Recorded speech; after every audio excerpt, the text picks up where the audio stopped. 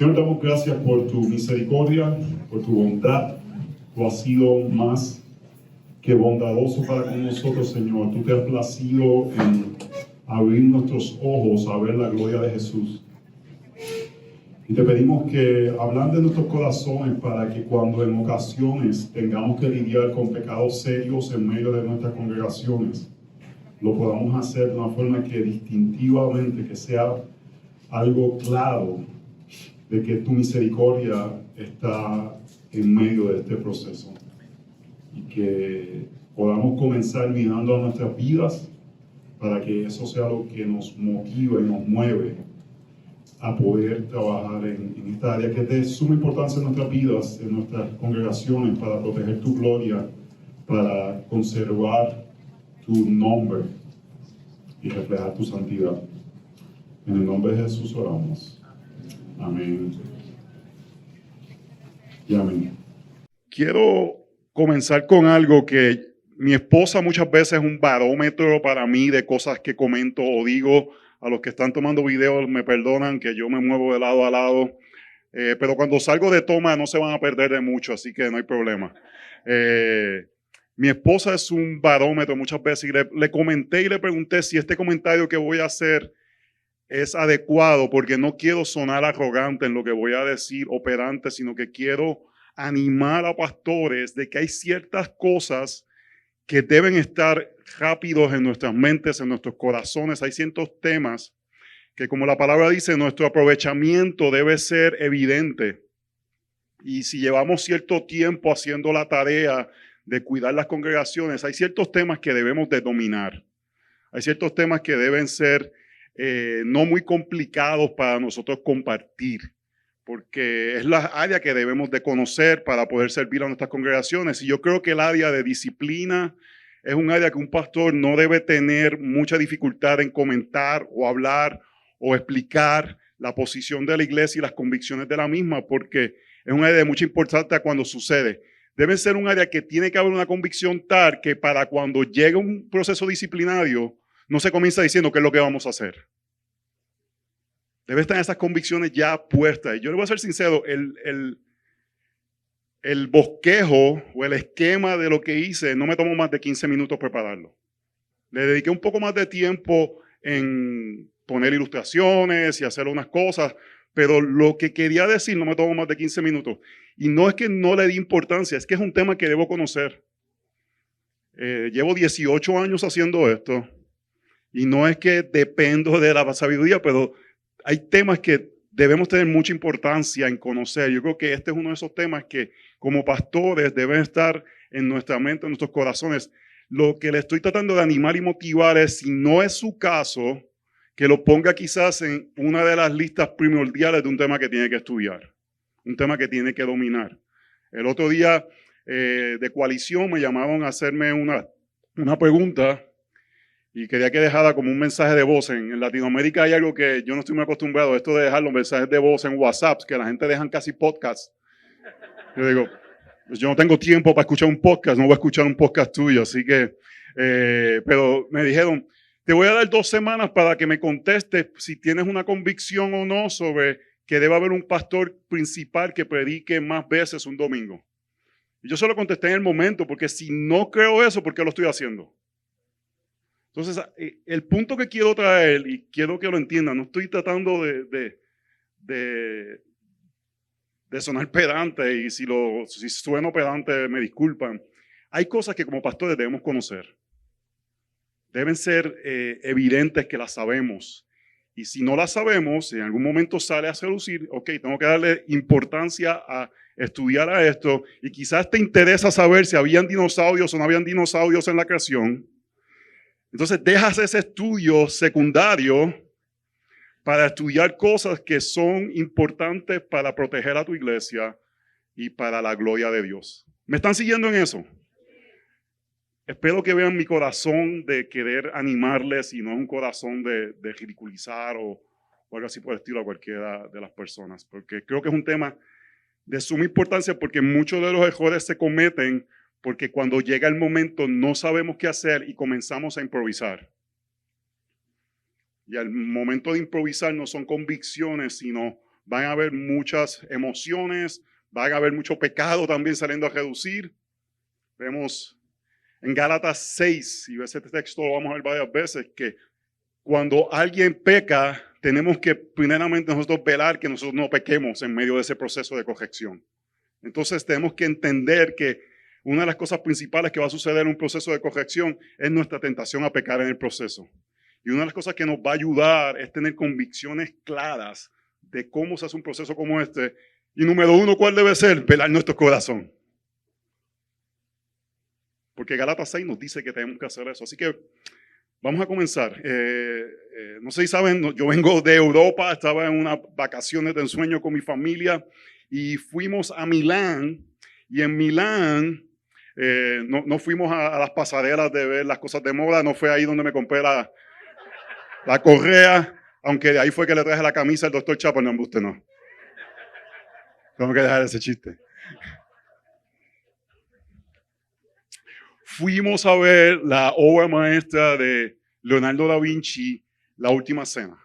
Impresionante, ¿verdad? Algo impresionante poder verlo en persona y poder apreciar. Y una de las cosas que vimos fue que en la Segunda Guerra Mundial, cuando comenzó el bombardeo del área de Milán, pusieron unas personas que querían proteger la obra, pusieron sacos de arena para proteger toda la obra. Tomaron el tiempo de proteger toda esta obra maestra para que permaneciera a pesar de bombardeos. Es interesante porque en la parte de atrás del cuarto donde está esta obra había también un fresco, una pintura que no pusieron nada porque no era tan importante. Protegieron aquello que tenía valor. Protegieron aquello que sabían que merece ser protegido, y la iglesia y la santidad de la iglesia merece ser protegidos, y debemos de poner los sacos de arena del evangelio para proteger aquello que le da renombre a Dios. Mis hermanos, protegemos aquello que tiene valor. Y para estas personas en Milán, esta obra maestra tenía valor y por eso tomaron el tiempo de protegerla. Nosotros debemos de entender el valor que tiene la iglesia del Señor y lo que la iglesia del Señor refleja, y por eso deseamos protegerla, y entendemos que la disciplina y corrección es un proceso para la protección de esto. Protegemos aquello que nos da identidad. Esa gente protegieron esa obra porque Milán era conocido por La Última Cena. Es algo que le daba a esta ciudad un sentido de identidad. ¿Quiénes son? Y nosotros, nuestra identidad está bien atada con la iglesia del Señor. Más que nuestra relación individual con el Señor, nos identifica más nuestra relación comunitaria con el Señor como cuerpo de Cristo. Es más, nuestra relación individual con el Señor es para ser parte del reflejo de la relación comunitaria con el Señor, como comunidad. Protegemos aquello cuando sabemos que estamos en guerra. Ellos sabían que venían bombardeos, sabían que venían ataques. Yo creo que a veces tomamos una actitud muy casual al pecado porque no entendemos que estamos en guerra. No entendemos Efesios capítulo 6, no entendemos que tenemos que batallar contra el pecado y tenemos una actitud muy casual hacia el pecado. Y protegemos aquello que necesita ser preservado en lugar de ser destruido, hermanos. Y el tema de la corrección, la disciplina, es un tema súper contracultural. En un mundo postmodernista, eso es después del modernismo, donde la verdad es relativa, donde no hay verdad absoluta, tener procesos que le dicen a alguien, definitivamente tú estás pecando y estás actuando de una forma que no refleja que eres un hijo de Dios, es súper contracultural. Completamente contracultural. Nos van a decir que somos autoritarios, nos van a decir que somos abusivos, nos van a decir que no amamos como Jesús amó. Y necesitamos realmente tener convicciones serias de que esto es lo que el Señor demanda de su iglesia para proteger su gloria. Y por eso también queremos hacerlo de una forma que refleje el evangelio para el nombre del Señor y para también proteger el nombre de la iglesia del Señor. Y por eso necesitamos procesos robustos que revelen verdad bíblica y entendimiento de la doctrina del pecado, hermanos. Tenemos que entender que cuando dos o más están reunidos en su nombre, La doctrina del pecado va a funcionar en medio nuestro. El Señor va a estar en medio nuestro, pero la doctrina del pecado va a estar también funcionando en medio nuestro. Vamos a pecar los unos contra otros. Aquellos que quizás en un momento eran mejores amigos que comenzaron con un sueño de plantar una iglesia pueden terminar alándose los pelos, si les quedan pelos, porque otros quizás no les quedan. Quizás puede ser que se pueden alar barbas o bigotes. Por eso es que yo soy contracultural, porque como no puedo crecer barba, me estoy dejando el Puma look. Algunos quizás muy jóvenes no saben quién es el Puma. Pero necesitamos procesos, hermanos, que nos ayuden a aplicar las verdades bíblicas. Y yo creo que muchas veces problemas que tenemos es que creamos procesos sin entender cuál es la convicción bíblica. Le voy a decir mi preocupación con el tema de disciplina. Mi preocupación es que se ha creado este sentido de que lo que identifica a una iglesia bíblica es que disciplina. Tú has tenido la oportunidad de viajar por toda Latinoamérica y yo sé cuáles son estas iglesias que como que se ha convertido su caballo de guerra, su grito de batalla, la disciplina, cuando te dicen, no, nosotros tenemos un proceso, nosotros hemos disciplinado tantas personas en el último año. Y es como que este sentido, porque es que somos bíblicos. No estoy diciendo que disciplinar no es bíblico, pero debe ser algo, hermanos, que es el último recurso. Debe ser algo que hacemos con un sentido de rescate. Debe ser algo donde la misericordia del Señor ha permeado y no tenemos más ningún otro opción que extender la disciplina como una herramienta de rescatar a aquel que está actuando contrario al Evangelio. Y la disciplina correcta protege a todas las personas envueltas. Voy a repetir esto. El proceso de disciplina, y voy a hablar un poquito sobre lo que es disciplina bíblicamente, pero el proceso de disciplinar a una persona que está pecando dentro de la congregación de una manera escandalosa que trae reproche contra el Evangelio, debe ser un proceso que protege a todos los envueltos, protege a la persona que está pecando, protege a las personas que él está pecando en contra y protege a aquellos que ponen la disciplina. Cuando digo protege es que los pone en una posición donde no vamos a poder entrar en más pecado dentro de lo que está sucediendo. Nos vamos a tratar de proteger, porque el Señor ha hablado claramente en este tema, hermanos. Yo creo que este tema el Señor ha hablado claramente y nos ha dado cuáles son los pasos que debemos de tomar. Voy a dar un ejemplo. A veces no hay que llegar a la disciplina. Cuando alguien viene y te dice, hermano, que estoy ofendido con alguien, ¿qué tú debes decirle a esa persona rápidamente? Ve a buscar a la persona. No te atrevas a ir el domingo a la iglesia a adorar al Señor, porque la palabra del Señor dice que si tú tienes una ofensa contra alguien, deja tu ofrenda en el altar, ni lleves una ofrenda al altar. No te atrevas a venir a adorar al Señor. Y trata de reconciliarte con esa persona. Quizás no lo logras, pero a veces no vemos estos procesos bíblicos que la palabra de Dios habla claramente en estos aspectos de relaciones. Y en lugar de decirle a alguien eso, le decimos, sí, vente, déjame escucharte. Y comenzamos a hacer mayor el problema. Debemos crear una cultura donde respetamos los procesos bíblicos. Hermanos, en nuestra iglesia, eso de que hasta conmigo, si alguien viene a decirme, vengo, tienes que ir donde la persona. No, pastor, pero hable usted. No, la Biblia dice que tú eres lo suficientemente capaz de ir a hablar con esa persona. Si no vas a ir a hablar con esa persona, no quiero escuchar lo que está sucediendo. Porque si tú me dices el problema, tengo dos opciones. O enviarte a que hables con la persona, o yo ir a hablar con la persona y decirle que tiene que hablar contigo. Lo que voy a decir, mira, esta persona está ofendida contigo, tienes que hablar con ella. Pero no le creemos a la Biblia y a veces como que tratamos a las personas más niños de lo que son y pensamos que permanezcan niños en vez de ayudarles a que crezcan y tomen las responsabilidades que tienen que tomar en los diferentes partes de lo que está sucediendo. Entonces, hermanos, la disciplina debe ser caracterizada por la gracia de Dios. Y tenemos que recordarlo, hermanos. Hebreos capítulo 12, Dios nos disciplina a nosotros. Es una disciplina amorosa, es una disciplina para apuntarnos al evangelio, es una disciplina para nuestro crecimiento, es una disciplina para que podamos continuar caminando en el Señor. Y debe ser claro que nuestro proceso de disciplina a una persona que ha estado pecando está atado con que esa persona sea más como el Señor.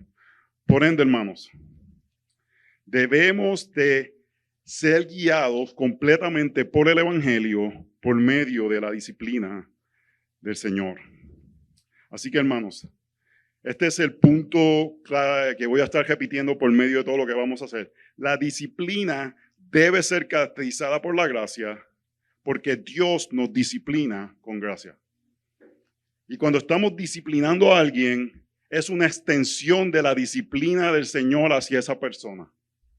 Estamos representando al Señor. El problema es, hermanos, que nos ofendemos nosotros y muchas veces nuestra disciplina es un reflejo de nuestra ofensa en lugar del proceso redentivo que el Señor ha diseñado para poder captar algo. Si esa persona es un verdadero creyente o no es un verdadero creyente. Eso es lo que la disciplina va a mostrar. La disciplina va a mostrar que una persona que está en pecado, si es un verdadero creyente, ¿cómo vamos a saber si es un verdadero creyente? Se arrepiente y responde al proceso.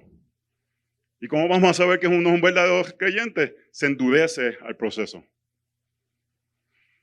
Entonces no es un proceso para retribución, no es un proceso porque esta persona habló mal de mí, no es un proceso porque es que no me hace caso y digo lo que yo quiero que él haga. Es un proceso para rescatar a personas y que sea claro y evidente si esa persona es o no es una persona que es parte del redil del Señor. Lucas capítulo 15, no tienen que ir ahí, después vamos a ir a otros versos, pero es la parábola de la oveja de las 99, ¿verdad? La oveja perdida es que se llama, ¿verdad? Y yo creo que a veces perdemos un poco el significado de esa parábola porque hacemos mucho énfasis en la perdida que se va a buscar, pero para mí el énfasis de la parábola no es tanto en la oveja rescatada, es en las 99. Porque la parábola lo que está de cierta forma diciendo es, esas 99 se creen que son salvas y no lo son, porque actúan religiosamente. Por eso es que dice que hay más gozo por una que por 99 que no creen que necesitan ser salvadas.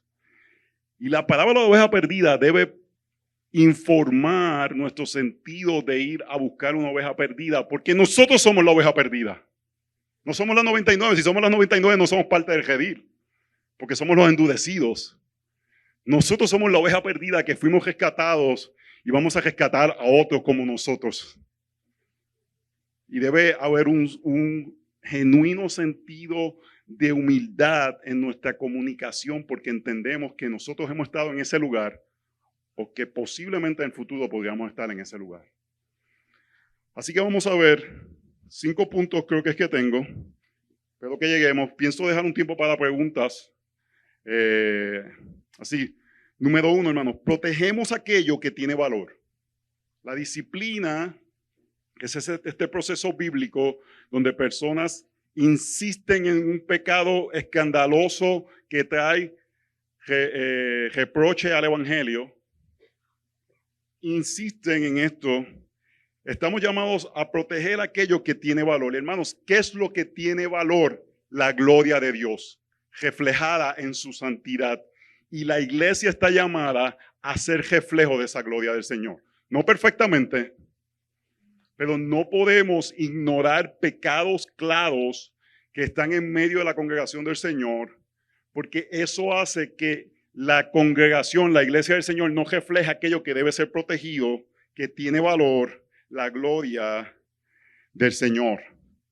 Así que, hermanos, tenemos que en la misericordia del Señor extender y proteger aquello que tiene gran valor. ¿Y qué es lo que tiene gran valor, hermanos, la iglesia del Señor? Yo creo que hemos perdido un asombro de lo que es la iglesia del Señor. Hermanos, para entender el proceso de disciplina tenemos que entender qué es la iglesia del Señor. Y no tengo el tiempo para explicar y dar una teología completa de lo que es la iglesia del Señor.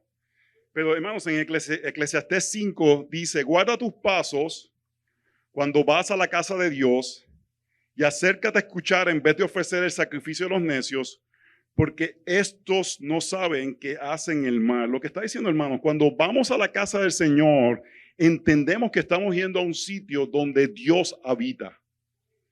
Entonces, hermanos, Dios no habita en estas paredes, Dios habita donde está el cuerpo del Señor, su iglesia. Nosotros durante la pandemia, un año estuvimos reuniéndonos al aire libre como iglesia. 0 grados de temperatura, había servicio. Allí estaba el Señor, hermanos. No tienen que haber paredes. Es donde está la iglesia del Señor. Tenemos que entender que ahí es el lugar donde Dios habita. Efesios capítulo 2 lo dice claramente. Ahora es este templo, este lugar donde Dios habita en medio de nosotros. Pero no a veces tenemos una teología robusta de la presencia del Señor en medio de la iglesia del Señor. Y eso no hace que crezca este sentido de temor al Señor cuando vamos a estar con la iglesia del Señor. Es una reunión más. Nos gusta estar con los hermanos. Hay algunos chistosos y nos reímos o nos juntamos con algunos que hablamos en temas de común o soñamos que México va a ganar el mundial. Parece que Brian Chapo es profeta, vamos a ver. Si no gana México podemos apedrearlo, ¿verdad? Falso profeta.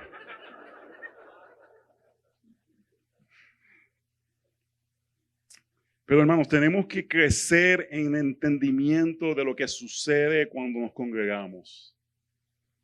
El santo, el perfecto, aquel que no pecó, está allí en medio de nosotros.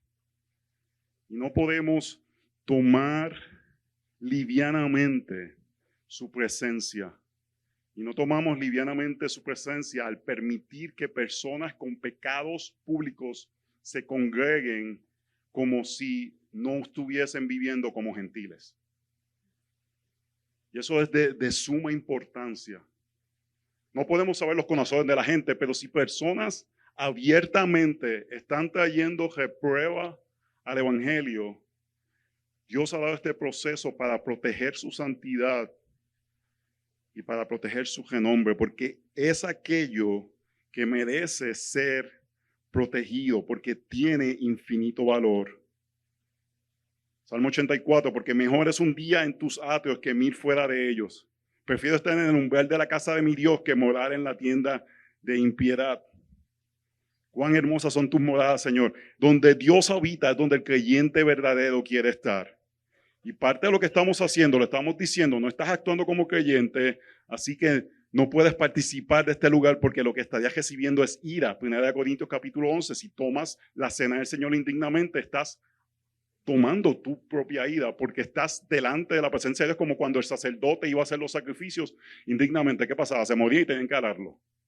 Hermanos, Dios está ahí.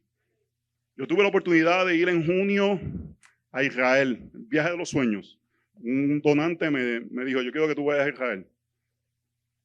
A veces el Señor da bendiciones así. Yo dije, fíjate, voy para allá. Antes que se arrepienta, vamos para allá. Y saqué los pasajes y nos fuimos para Israel. Y estamos juntos en el Muro de los Lamentos, que es el lugar más cercano donde estaba el lugar santísimo. Es una pared externa del segundo templo. Y hay cristianos que van allí y piensan que es una experiencia mística de que Dios está ahí. No, hermano, Dios ya no está ahí. El templo, el velo del templo fue rasgado. Su presencia no está ahí. Es más, el templo fue destruido porque la continuación de sacrificios era una abominación contra Dios, porque ya Cristo había hecho el sacrificio perfecto. Merecía ser destruido el templo. Y vamos allí al Muro de los Lamentos y sentimos un corrientazo.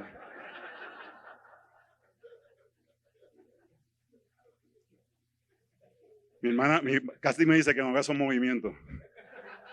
Y más con la correa esta.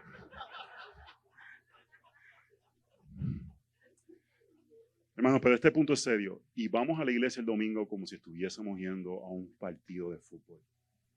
El lugar donde el Dios Santo habita más realmente que lo que habitó en aquel templo.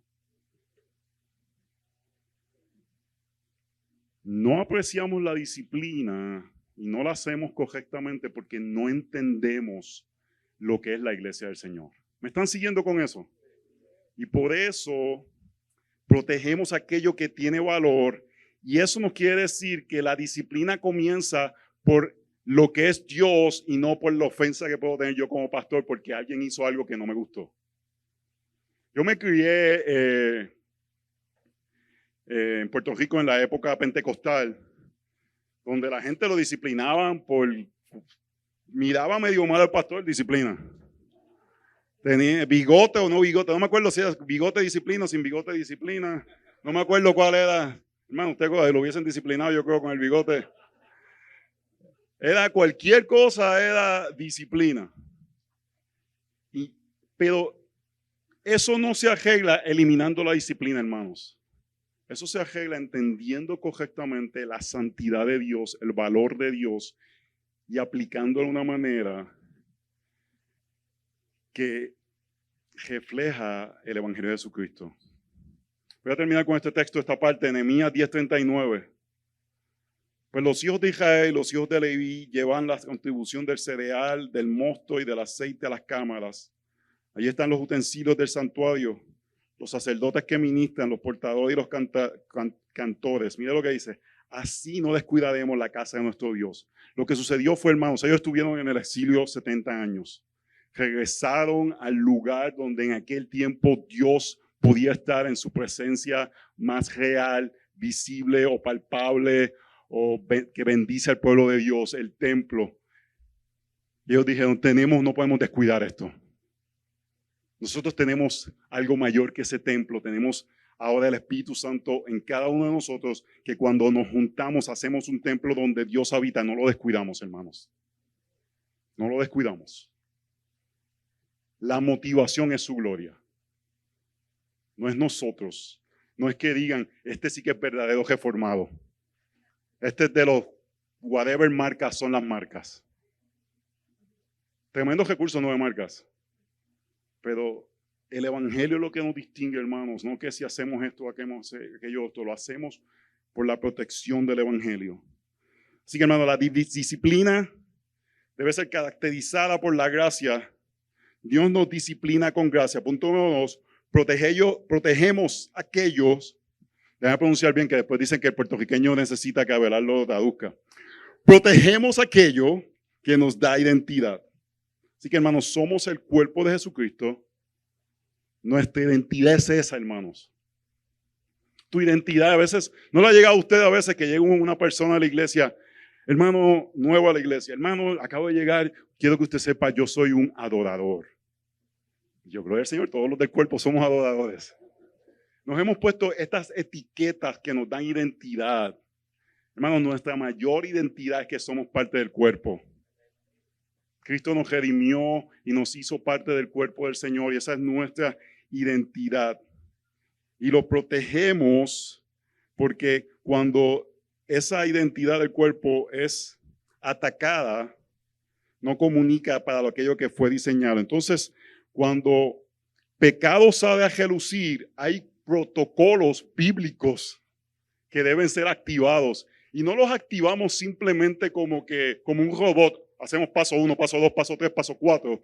Pero sí seguimos las guías bíblicas porque confiamos en la Biblia.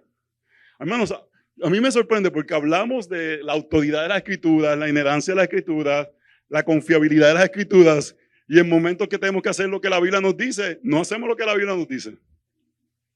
Y en este sentido, la Biblia es bien clara en cuáles son los procesos que deben suceder. Mateo 18. ¿Qué es lo que dice Mateo 18, hermano?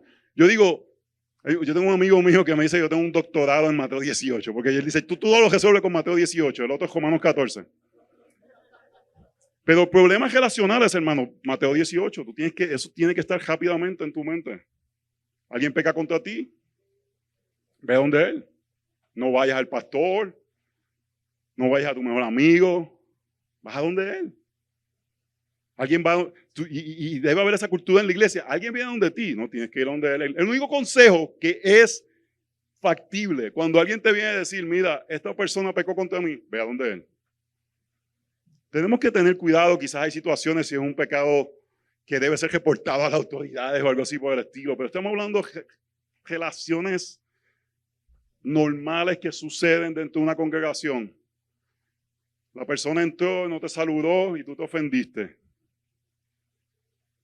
No, hay que se cree se cree que soy mejor que... Y tú no sabes si la persona se comió un taco que le cayó mal, iba directo para el baño. Pero rápido vamos y pensamos lo peor de la persona. Eso es lo primero que hacemos, pensamos lo peor de la persona. Y Mateo 18 me dice, si alguien ha pecado, y esa palabra es clara, hermanos, no es si yo pensé que pecó, si ha pecado, es algo palpable, no es que yo sé en su corazón. Si es que tú piensas en tu corazón que había algo, el que estás pecando eres tú. Tiene que ser algo que se puede describir, un acto. No puede ser que yo pienso, es que yo sé que esa persona tiene algo contra mí, yo lo sé, tiene una espinita, yo lo sé. No, hermanos, no somos adivinos, la adivinación es pecado. Entonces tiene que ser algo palpable que tú puedes decir con nombre y apellido, este pecado lo observé en tu vida contra mi persona. Y tenemos que tener la disposición de escuchar una explicación razonable. Y si la persona viene con una explicación razonable y dice, discúlpame, malinterpreté la situación. Y has ganado un amigo. Pero también puede ser que la persona te dice, mira, sí, pequé contra ti de esta forma. Y has ganado un amigo. Pero lo otro que puede suceder es que la persona diga, lo hice y si te veo otra vez, lo voy a hacer otra vez. O la evidencia está ahí y la persona se niega a aceptar. O te dice, no, yo hice eso, pero mis intenciones eran, no, hermanos. Esto de las intenciones es por modernista. De la abundancia del corazón habla el Twitter, el Facebook, habla nuestra boca, nuestras acciones. Estaba conversando con alguien en la crianza de sus hijos. Yo le digo, yo confío en mis hijos, pero no confío en ellos. Porque sé la doctrina del pecado y sé que me pueden decir que no están haciendo algo, pero si yo veo que están actuando de cierta forma, aunque me digan mi intención no es esta, no, tú lo estás haciendo. No es que no confíe en mí, sí, no confío en mí. Yo le digo a mis hijos, yo no confío en ustedes. Confío en ellos y no confío en ellos. Porque no confío en mí, hermanos. Yo no confío en mí. Mi esposa tiene esto y sabe dónde yo estoy en cada lugar. Cada vez que viajo, ella sabe dónde está mi teléfono. Yo me muevo de un sitio a otro, yo texteo, me estoy moviendo a este lugar, estoy yendo a este sitio, estoy hablando con esta persona, voy a tener esta reunión. Ella me puede seguir a cualquier lugar porque yo no confío en mí, hermanos. Yo no confío en mí. Y si hay acciones que muestran pecado, la persona me dice, no. La acción muestra pecado. Es pecado que puede ser visible, que es palpable. ¿Qué sucede si la persona no se arrepiente? Buscamos a otra persona. Mira, verso 15. Si tu hermano peca, ve y repréndelo a solas. Y si te escucha, has ganado a tu hermano. Pero si no te escucha, lleva contigo a uno o dos más, para que toda palabra sea confirmada por boca de 2 o 3 testigos. Y si rehúsa escucharlo, dilo a la iglesia. Y si también rehúsa escuchar a la iglesia, sea para ti como el gentil y el recaudador de impuestos. ¿Qué es lo que está sucediendo, hermanos? Hay una confusión de que Jesús comía con los pecadores. ¿Pero por qué Jesús comió con los pecadores? Para llamarlos al arrepentimiento. Y eso no quiere decir que personas que actúan como pecadores en la iglesia los tratas como si fueran creyentes. Los vas a tratar como si fueran pecadores. No es que los vamos a maltratar, no es que los vamos a humillar, pero nuestra interacción con ellos es como si fueran no creyentes. Pastoralmente tenemos que hacer eso todo el tiempo. Yo tengo que determinar si alguien que yo estoy interactuando es o no es creyente. Tengo que hacer eso con mis hijos. Porque la forma que voy a orar por ellos es diferente, la forma que los voy a corregir es diferente. A un creyente le voy a decir, vamos a pedir que el Espíritu Santo de Dios te ayude. A un no creyente le voy a decir, ven a Cristo. Y tenemos que hacer esa determinación cuando estamos lidiando con estas diferentes situaciones. Y lo que está diciendo aquí es, si alguien continúa un pecado públicamente, lo vas a tratar como si fuera un gentil. ¿Qué quiere decir? Eso se puede ver de diferentes formas en diferentes congregaciones. Te voy a decir cómo lo practicamos en nuestra congregación. En nuestra congregación, la persona que es puesta en disciplina, déjeme decirle, en 14 años que tenemos, solamente hemos tenido una persona que ha sido disciplinada.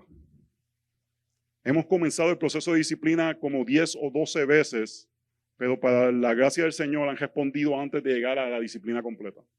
Y tuvimos una persona que aplicamos Tito capítulo 3, ¿sí? 3, ¿verdad? De alguien que creó división, que es un proceso básicamente de disciplina. Esa persona no puede participar de la cena del Señor. ¿Por qué? Porque estuviese recibiendo juicio para él. Puede participar, escuchar el servicio de la iglesia, pero sabiendo que no es un no creyente. Y en nuestra iglesia los grupos pequeños no son evangelísticos, son de comunión con los creyentes, así que él no puede participar del grupo de casa pequeño. El propósito es que si él es un verdadero creyente, él no puede estar sin participar de la cena del Señor, él no puede estar sin tener comunión con los hermanos, y eso va a hacer que su alma responda. Porque un creyente no puede vivir sin ciertas cosas. Si usted se quedó después del COVID y no ha vuelto, yo pienso que no es creyente. Porque un creyente necesita ciertas cosas. Y una de ellas es la comunión con los hermanos. Y no es punitiva, no te estoy diciendo te voy a quitar algo, te estoy diciendo te voy a quitar algo porque si eres verdaderamente cristiano, vas a desearlo tanto que vas a regresar. Si eres un verdadero creyente, tu alma va a responder. ¿Me están siguiendo? Entonces, en este proceso donde aplicamos estas verdades, y mira lo que sucede, hermanos. Este proceso muestra una realidad del poder de la iglesia que tiene en la vida de los creyentes. Tiene autoridad. Mira lo que dice, verso 18 de Mateo 18. En verdad os digo, todo lo que atéis en la tierra será atado en el cielo, y todo lo que desatéis en la tierra será desatado en el cielo. Además os digo que si dos de vosotros se ponen de acuerdo sobre cualquier cosa que pidan aquí en la tierra, les será hecho por mi Padre que está en los cielos. Porque donde están 2 o 3 reunidos en mi nombre, allí estoy yo en medio de ellos. Ok, número 1. Si usted hace una reunión de oración en su casa donde hay 3 personas, eso no es la iglesia del Señor. Eso son 3 personas orando. Este texto está hablando donde están 2 o 3 reunidos en mi nombre. Es el lugar donde se puede dictaminar y atar quiénes son parte del reino y quiénes no son parte del reino. Pueden ser 2 o 3, pero pueden ser 2000. Entonces, cuando usted se reúna con 2 o 3 personas, no diga donde están 2 o 3 reunidos en su nombre, aquí está el Señor, porque la aplicación del texto es específicamente para hablar de la iglesia local, que tiene la autoridad de atar y desatar quiénes son parte del reino. Eso es lo que está diciendo el verso 18. En verdad os digo que lo que atéis en la tierra será atado en el cielo. ¿Qué es lo que está diciendo? Si tú dices que una persona es parte del cielo, la iglesia dictamina eso, esa persona es parte del reino. Una de las formas principales que tenemos seguridad de salvación en este lado de la historia es que tú eres parte de una iglesia local que practica los sacramentos y la disciplina bíblica y no estás en disciplina. Todos los domingos puedo adorar, puedo tomar la cena del Señor, no estoy en disciplina, estoy atado. Por eso es importante ir a la iglesia, hermano. Es como pasar lista. Aquí estoy diciendo que estoy en el pacto. No estoy en disciplina. Ok, soy parte del reino, estoy atado. Obviamente, 1 Corintios 11 nos dice que podemos estar engañando si estamos viviendo en pecado oculto. Pero si tú tienes una vida que vives en comunidad, las personas te conocen, saben quién tú eres, y determina, la iglesia dice, decimos que es un creyente que refleja el evangelio, que ortodoxamente eso nos da seguridad de salvación, hermanos. Pero a la misma vez la iglesia tiene el poder de desatar, decir, esta persona no está actuando bíblicamente y no creemos que es creyente.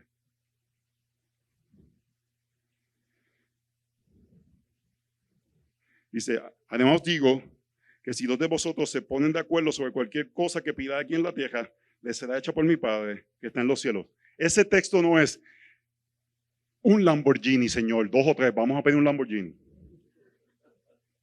Eso no es porque el contexto lo que habla es que si son personas, están o no son parte del reino de Dios. Lo que están diciendo, esas 2 o 3 personas tienen la autoridad dada por Dios. Dios le ha dado autoridad a la iglesia, hermanos. Por eso el proceso de disciplina es tan importante y lo tomamos tan seriamente, porque lo que estamos declarando, hermanos, estamos declarando algo fuerte.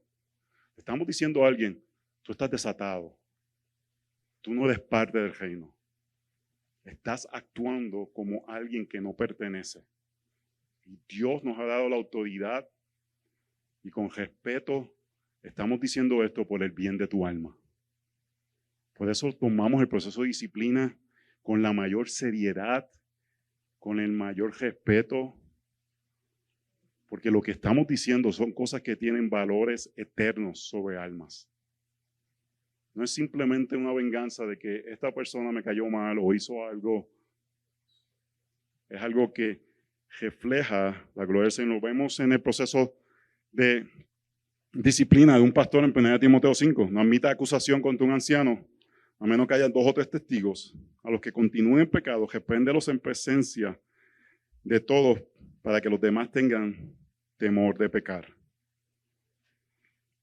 Algo de suma importancia en Mateo 18, hermanos. Mateo 18 vemos este llamado anterior de que tenemos que ser como un niño, vemos esta humildad que debe ser reflejada y de momento viene este proceso de la disciplina, que se tiene que hacer con la mayor humildad, con el mayor sentido de respeto. Y al final, hermanos, luego de eso está la parábola de los 2 deudores, donde si la persona pide perdón, extendemos perdón. Porque si no extendemos perdón al que pide perdón, ¿qué es lo que dice de nosotros? Nosotros no hemos sido perdonados y entonces se vira la tortilla y nosotros debemos ser los que somos disciplinados. Hermano, la palabra de Dios no es loca. Cada cosa tiene su lugar y cuando entendemos el contexto de Mateo 18, de la humildad que se refleja antes del proceso de disciplina y luego este aspecto de que debemos extender perdón, lo que muestra es que el deseo es la reconciliación de aquellos que han pecado. En 1 Corintios capítulo 5 es el otro texto que habla de la disciplina. ¿Y qué es lo que básicamente pasa en 1 Corintios 5? Esta persona se acuesta con la esposa del papá. No sabemos si era su mamá o su madrastra, pero lo que dice el texto es que el pecado es peor que los gentiles. Y quiero hacer un pequeño paréntesis aquí, porque cada iglesia local debe determinar qué pecados debe disciplinar. Pero yo veo en este texto que el estándar es uno alto, no es un pecado cualquiera. No es que estoy batallando con mi pecado, no es que estoy en medio de una situación y continúa. Son pecados que dicen que es peor que un gentil. Y tienes que tratarlo como un gentil, dice Mateo 18. Así que es algo que yo no le puedo decir. Si usted me pregunta, ¿qué pecados tú disciplinarías? Yo no te voy a decir, porque esas son cosas que cada iglesia local debe tomar. Pero lo que vemos es que son pecados que claramente trae reproche al evangelio y que distintivamente son conductas de aquellos que no son parte de la iglesia del Señor. ¿Me están siguiendo en eso? Yo creo que es algo que lo tomamos en serio porque no queremos utilizar la disciplina como un proceso de abusar autoridad, sino como un proceso para restaurar la persona y proteger el renombre del Señor. Que la gente no diga, mira, estos actúan peor que los que están en el mundo. Es parte de la motivación que está detrás de esto. Así que, ¿cuál es el fin, hermanos? El fin es restaurar a aquel que ha sido sorprendido en su pecado. Y lo protegemos por razones bíblicas, no por rencillas personales, no es porque perdí la paciencia. Uno de mis textos que he estado meditando últimamente es cuando Pablo en Filipenses le dice a ellos, no me canso de repetirle lo mismo, porque yo me canso, hermanos. Yo me canso de repetirle lo mismo a la iglesia y tengo que decir, no me canso de repetirle lo mismo. Algo que hay cosas que son cíclicas, y no sé si acá pasa, pero en nuestra iglesia pasa, como que esto de la modestia de las damas es cíclico. De momento vieron 2 o 3 programas de Aviva, se tapan bien tapadas. Y como que de momento, 1 o 2 años después, empiezan de momento ciertas cosas, un poquito aquí, un poquito allá. No voy a decir cosas porque no quiero, eso es nuestra iglesia local. Tiene que ver. Y yo digo, miren, hay gente que me dice, pero es que no sé ni por dónde empezar. Bueno, comienza y busca, googlea. Si una persona no conversa fuera de una iglesia, ¿qué ética de vestimenta se espera en esa cultura? Vamos a decir, en Estados Unidos, si usted es no creyente y va a una iglesia, dice, tápate las rodillas y tápate los hombros. Eso en la conducta, en la cultura norteamericana. Cuando yo fui a Jerusalén, tú no podías entrar a ninguna iglesia si no te tapabas, bueno, mi esposa, ¿verdad? No te tapabas las rodillas, no te tapabas los hombros. No estoy diciendo que eso tiene que ser aquí, pero a veces nos vestimos peor que los del mundo para ir al templo donde está el Señor. ¿Qué estoy diciendo con eso? Nuestra conducta debe ser aquella que refleja los principios del Evangelio y no es legalista decirle a alguien, esa conducta es contraria al Evangelio. 1 Timoteo capítulo 1 dice que la conducta es de acuerdo al Evangelio de nuestro Señor Jesucristo. Nosotros actuamos de una forma que refleja la gloria de Cristo por medio de su acto salvador. Nuestra conducta refleja eso. Nuestra misericordia, nuestro amor, nuestro deseo de piedad refleja el Evangelio. Así que el fin es restauración y pecados públicos que traen afrenta e insisten en ellos. Si alguien peca, hermanos, ponle que alguien adulteró. La esposa lo trae, o el esposo, porque las mujeres pueden adulterar, ¿verdad? Siempre ponemos a los hombres adúlteros, ¿verdad? Pueden ser una mujer adúltera. Trae al esposo o a la esposa. Se arrepiente. ¿Qué se hace con ese pecado ahí? No lo tiene que saber más nadie. Aleluya. ¿Estás bien, hermano? Esa es la unción.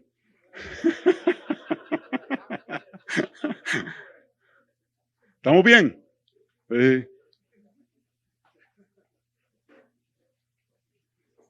En verdad que tengo mucho dominio propio porque hay 1000 chistes pasando por mi mente. Yo, Señor, dame dominio propio, dame dominio propio, dame dominio propio. ¿Estamos bien? ¿Estamos bien? ¿Qué? Solamente el ego, hermano, solamente el ego se le lastimó. Estamos bien. ¿Qué estaba diciendo? Ok, no lo tiene que saber nadie. Ya el primer paso se acabó, ya eso no lo tiene que saber más nadie. La Biblia le da un peso importante a defender la reputación de las personas. Y vivimos un mundo que por las redes sociales, yo merezco saber qué está pasando, hermanos. ¿Cómo ustedes se van a quedar con esa información? Hay que ser transparente. No, la Biblia tiene procesos claros. Esa persona se arrepintió, esa persona confesó su pecado, se acabó. Se acabó. No hay que estar publicándolo, solamente se publica cuando la persona insiste en su pecado. Cuando el pastor viene, cuando insiste en su pecado. Obviamente hay pecados descualificantes y una conducta sexual, aunque se arrepienta, lo descualifica y hay que decirle a la iglesia que ya no está cualificado para ser pastor. Pero un miembro de la iglesia comete cierto tipo de pecado, confiesa su pecado, ahí se acabó. No hay que decirle a las demás personas. Ahí se termina. Así que, hermanos, la disciplina debe ser caracterizada por la gracia. Dios nos disciplina con gracia. Punto número 3. Protegemos aquello cuando estamos en guerra. Y este punto lo voy a decir rápido, hermanos. No podemos tomar livianamente la lucha contra el pecado. Efesios capítulo 6. Estamos en guerra, hermanos. Pablo en Romanos capítulo 8. Por medio del Espíritu matamos el pecado. Estamos en guerra, hermanos. Yo creo que uno de los problemas es que por qué no le damos importancia a la disciplina es porque no entendemos la guerra que estamos. Y no entendemos, como dice Eclesiastés 10, que una mosca daña todo. Y el problema, hermano, el pecado como que se pega, se contagia. Es peor que el COVID, hermano. Y mire que le cogimos miedo al COVID. Pero no le tememos temor a aquello que puede matar nuestra alma. Así que lo tomamos en serio, hermanos, y por eso la disciplina la tomamos en serio. El punto número 4, y vamos a entrar a lo que Carlos quiere que le dé énfasis, así que todo esto es como una introducción. Protegemos para preservarlo, no para destruirlo, y aquí es donde, hermano, la gracia tiene que abundar. La gracia tiene que abundar. Yo espero que hayan visto que la gracia estaba, pero voy a enfatizar. 1 Corintios 5, cuando está hablando de esta persona que pecó de una forma peor que los gentiles, dice, entregarlo a ese tal, a Satanás, para la destrucción de su carne, a fin de que su espíritu sea salvo en el día del Señor Jesús. Hermanos, nuestra motivación tiene que ser que la persona sea restaurada a comunión con el Señor por medio de comunión con la iglesia. Esa debe ser la motivación. Y ahí es donde necesitamos, hermanos, vayan conmigo a Gálatas 6:1. Gálatas 6:1, vayan con sus Biblias. Yo creo que este es un texto que tenemos que saber, como Mateo 18 tenemos que saberlo de corazón, Gálatas 6:1. Tenemos que saberlo de corazón.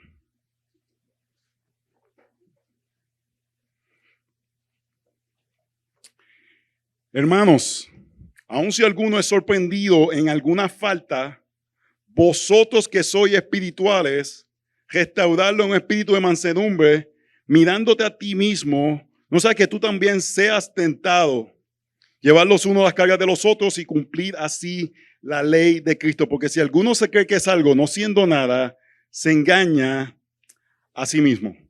Hermanos, si alguien es sorprendido en alguna falta, número 1, ¿qué tenemos que ver? Es una falta, hermano. No es que creemos que hay una falta.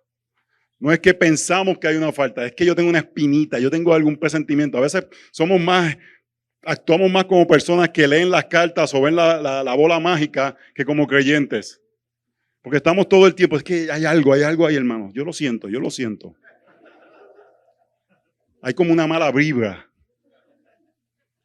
Actuamos como paganos muchas veces en ese sentido, hermanos. Míreme bien esto que le voy a decir, esto es bien importante. Los creyentes, parte de relacionarnos es exponernos a que personas nos pueden dañar.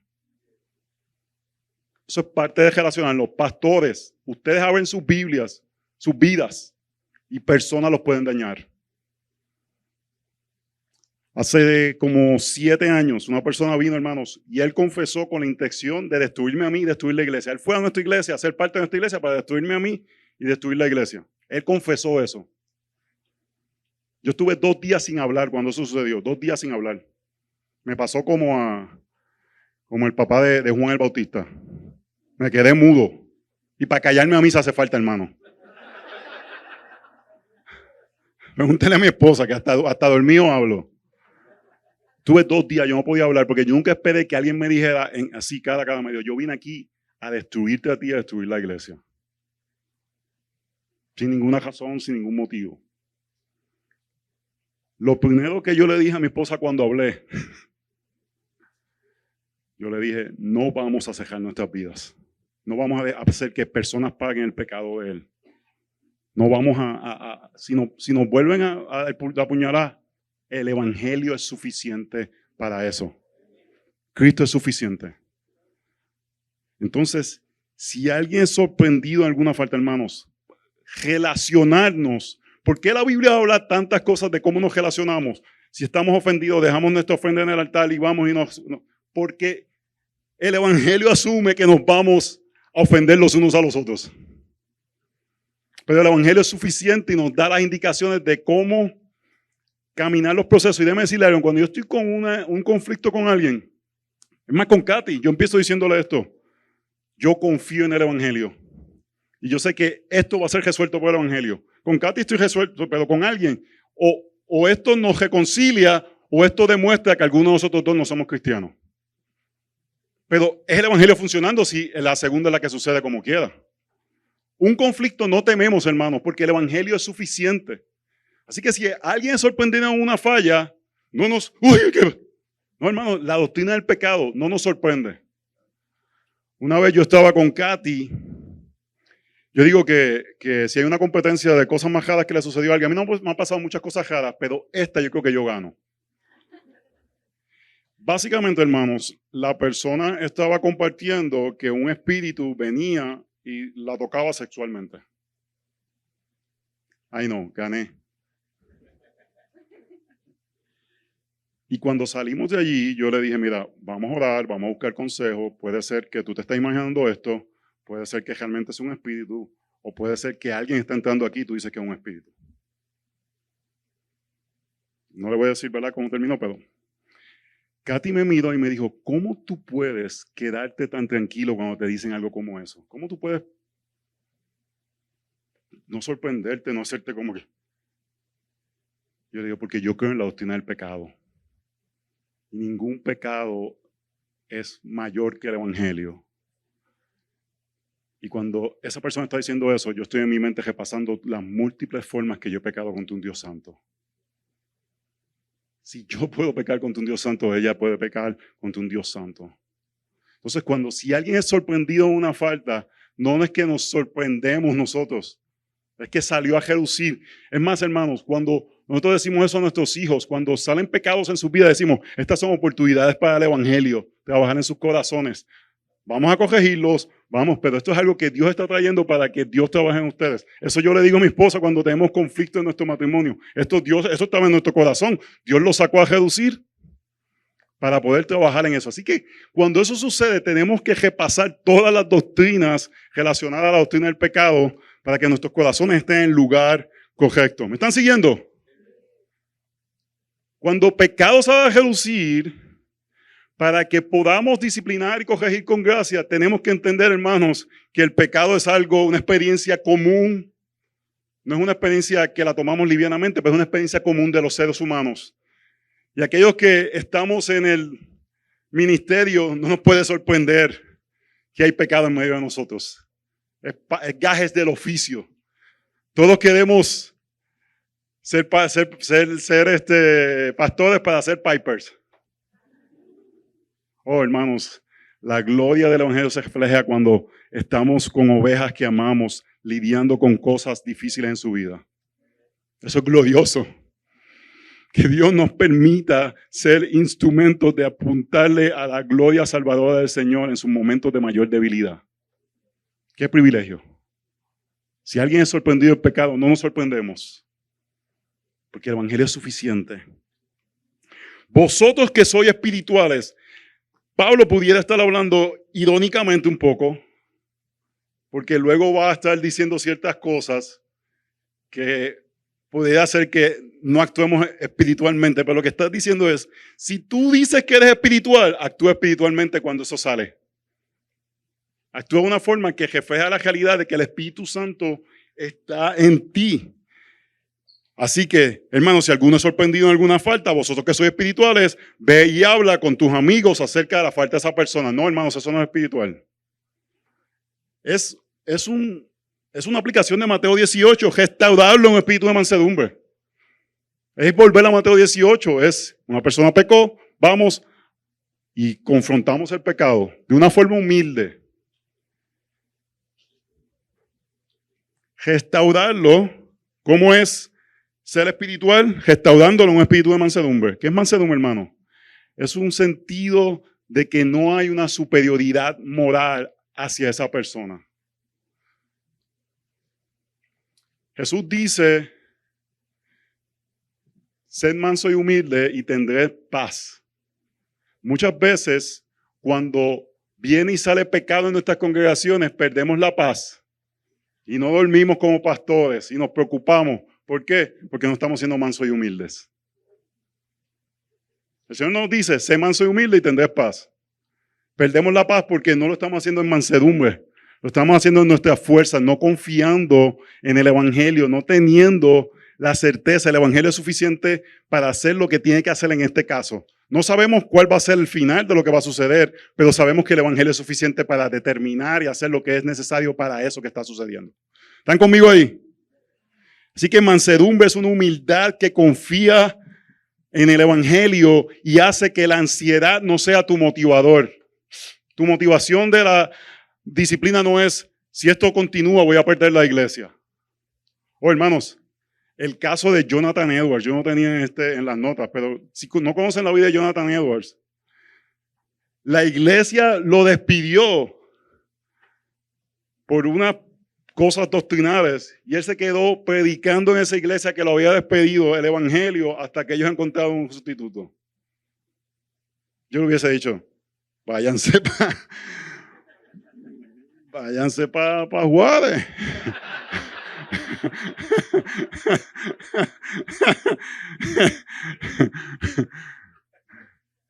Sí, hermanos, ese es el corazón pastoral y el corazón del espiritual que restaura con un espíritu de mansedumbre. ¿Y cómo se ve el espíritu de mansedumbre? ¿Qué es lo primero que hace el manso? Mirándote a ti mismo. El manso ve a alguien pecar y su primer impulso es, déjame mirarme a mí. Déjame ver cómo esto hace que yo reaccione. Hermanos, esto es aplicación de texto bíblico. ¿Cuál es el texto que esto viene a su mente? ¿Cómo es mirándote a ti mismo? ¿Quién me dice? ¿Quién lo dijo? La viga, ¿verdad? Denle un café ahí. Páguenlo ustedes, pero denle un café. No tengo pesos. La viga, hermanos. Tengo que yo velar mi corazón primero, porque este proceso asume que cuando estamos lidiando con el pecado de otra persona, la tentación de nosotros pecar es bien alta. Y tenemos que nosotros ser de una forma intencional, lidiar con nuestro corazón. No seas que tú también seas tentado. Este texto muchas veces es aplicado como que, no, si alguien está viendo pornografía, ten cuidado que no termines tú viendo pornografía. Eso no es lo que dice el texto. El texto es que no lo juzgues de una manera que no es bíblica. Que no hagas el proceso sin determinar que tú puedes ponerte en una posición moral superior y pensar que eres mejor que él, y tú vas a terminar en un lugar peor que él, porque vas a terminar siendo un fariseo y él está en la posición de ser un pecador que puede venir al arrepentimiento. Así que es peligroso. Y tenemos que estar con el evangelio constantemente recordando, él es la oveja perdida, pero yo también soy la oveja perdida. No quiero ser las 99 que no apreciaban la salvación del Señor. ¿Y por qué yo llego a esta conclusión que la tentación no es esta de que puedo pecar igual que él? Verso 2, llevando los unos las cargas de los otros, cumplida así la ley de Cristo. Hermanos, una de las cosas que yo creo que más tentación le da a los pastores es, otra vez tengo que ayudar a este hermanito, hermanos. Métetelo entre ceja y ceja. La gente cojea de la misma pata, decimos en Puerto Rico. ¿Entiendes esa frase? Es nuestra debilidad también. Mi debilidad, mi tentación constante es este sentido de superioridad moral. Cuando mi esposa me ve, que en un momento yo le hago, obviamente ella se va a ofender, pero ella tiene que entender, este hombre yo sé que él está tratando con todas sus fuerzas batallar contra este pecado. Cuando de momento le sale, también quiero extenderle misericordia. Porque eso lo caracterizaba hace 20 años atrás, ya no lo caracteriza ahora. Entonces queremos que la misericordia del Señor, llevamos las cargas los unos a los otros. Él es débil en esa área. Yo, hermanos, en los aeropuertos, cuando yo viajo solo, yo tranquilo. Cuando viajo con mi familia, me pongo ansioso. Y quiero que los nenes estén perfectos. No, botellas de agua, no. Si hay una botella, si ellos meten una botella de agua por ahí, ¡uh!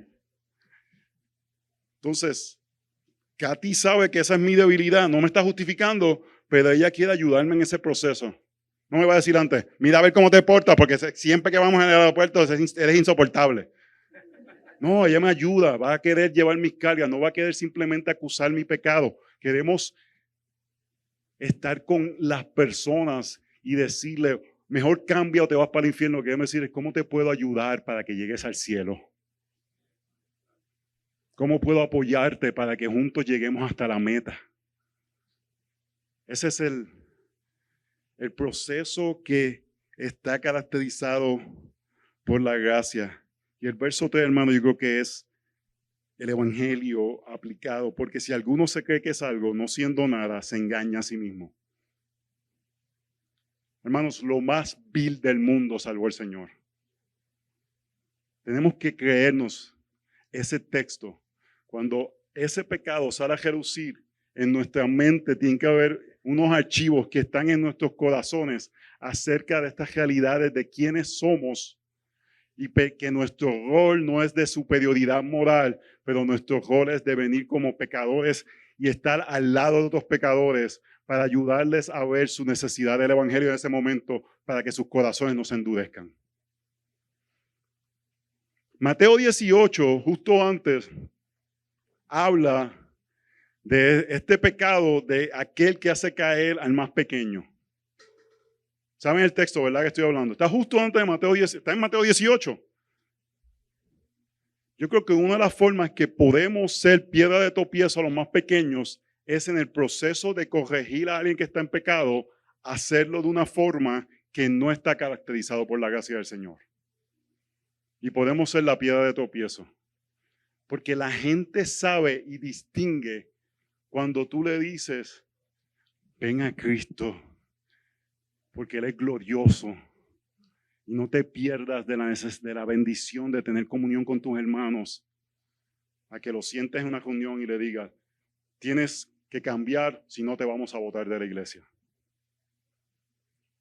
Hay una diferencia en cuál debe ser nuestra disposición y actitud.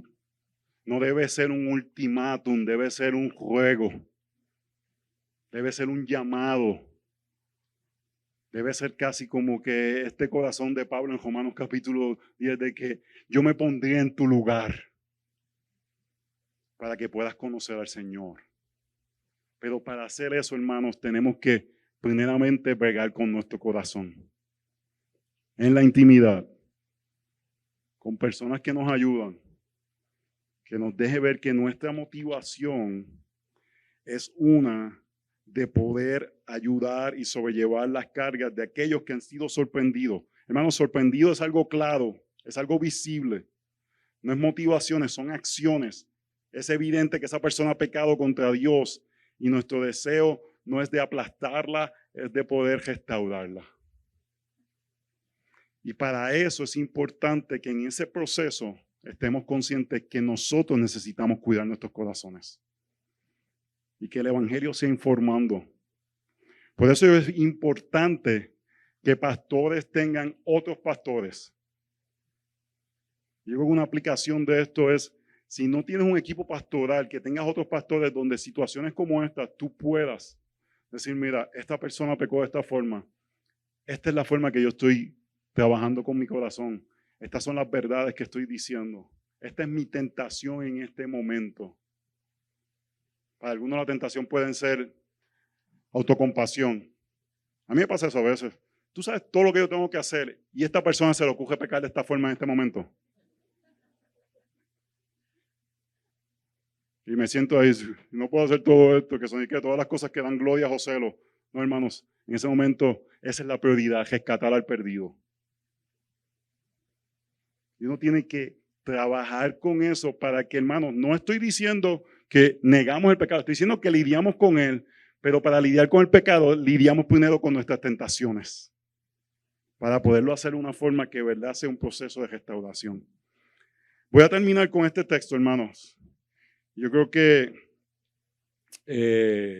Quique, en la motocicleta que dice Carlos, y usa este texto, y yo creo que es importante cuando estamos lidiando con alguien que discernamos, tengamos discernimiento. Mi esposa dice que a veces yo me invento palabras, no sé si discernamos, sí, discernamos una palabra. Y os exhortamos, hermanos, a que amonestéis a los indisciplinados, animéis a los desalentados, sostengáis a los débiles y seas pacientes con todos. Mirad que ninguno devuelva a otro mal por mal, sino procurad siempre lo bueno, los unos para con los otros y para con todos. Es importante, hermano, que cuando estamos lidiando con alguien, tú tienes que discernir con quién estoy trabajando. ¿Es un indisciplinado que necesita amonestación? ¿O es un desalentado que necesita ser animado?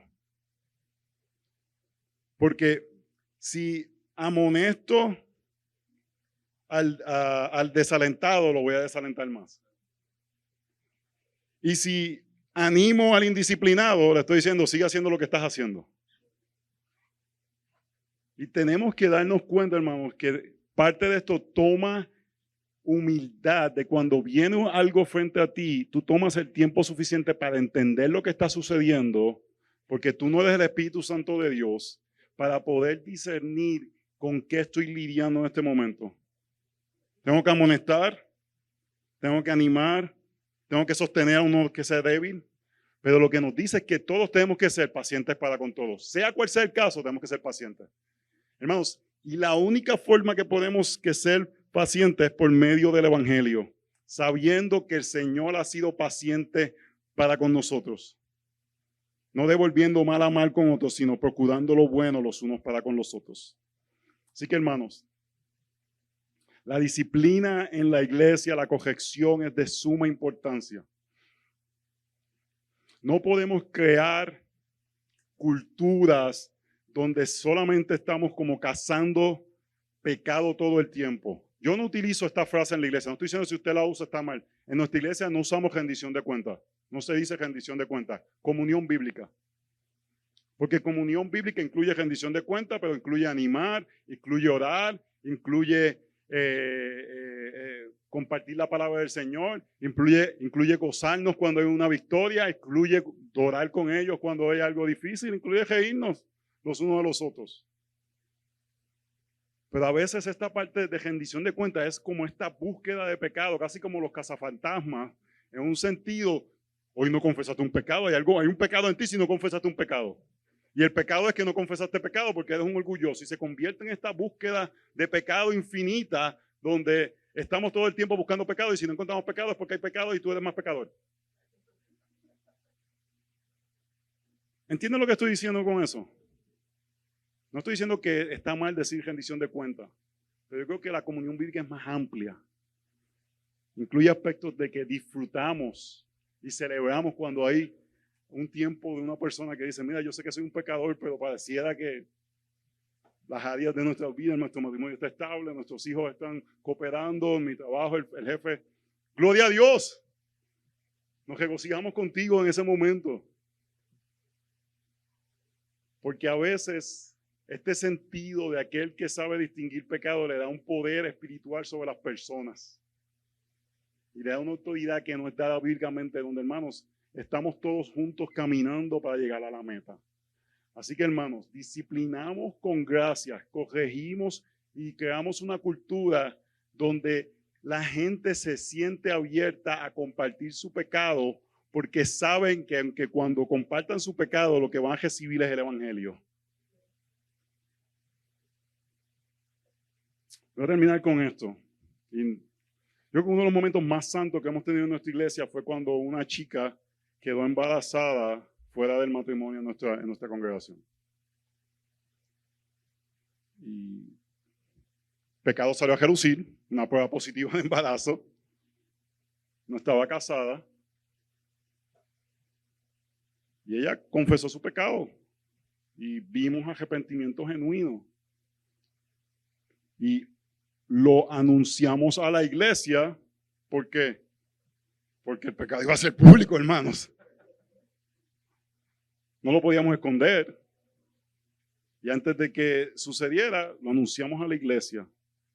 Y en ese momento le dijimos a la gente, ella ha confesado su pecado, ella no tiene ningún proceso de disciplina, ella es un miembro de la iglesia con todos sus privilegios y responsabilidades porque confesó su pecado y hay arrepentimiento, no hay ningún tipo de consecuencia en cuanto a participación. Ahora extendamos gracias a esta hermana, hermanos, si fue algo glorioso ver hermano tras hermano viniendo a abrazar, a animar, a restaurar a esta hermana. No era una leprosa, era una hermana que había cometido pecado. Que en nuestras iglesias haya esa cultura. No, el pecado se lidió correctamente. No lo dimos como menos. Pero luego de eso seguimos hacia adelante. Porque el evangelio es suficiente. Por eso, hermano.